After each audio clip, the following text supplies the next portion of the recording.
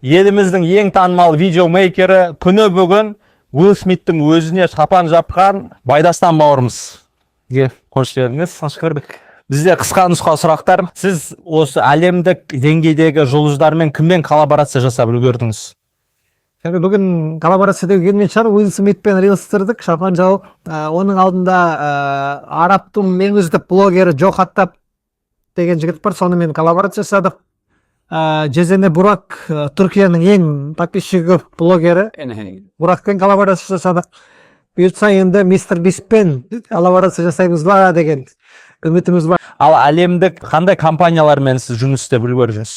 Ең бірінші сол Қазақстанда Air Астанамен бастадық. Оның өзі бір әлемдік болып саналады ғой. Одан кейін қазір Turkish Airlines'пен жұмыс істеп жатырмыз.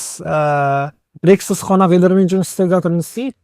Және бүгін форумда Біріккен Араб Әмірлігінің ең мықты әуе компаниясы Emirates компаниясымен ақырындап келісіп жатырмыз. Бұйыртса онымен жұмыс істесек, Құдай қаласа. қойынып тұру. Құдай қаласа.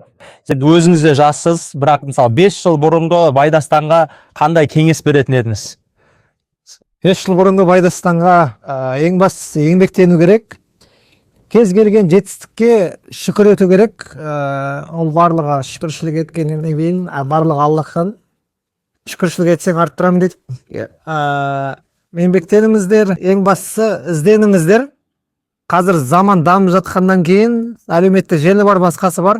Мүмкіндіктер өте көп. Ізденген адамға бәрі табылады негізі. Үлкен рахмет. Шынайы жауаптарыңызға.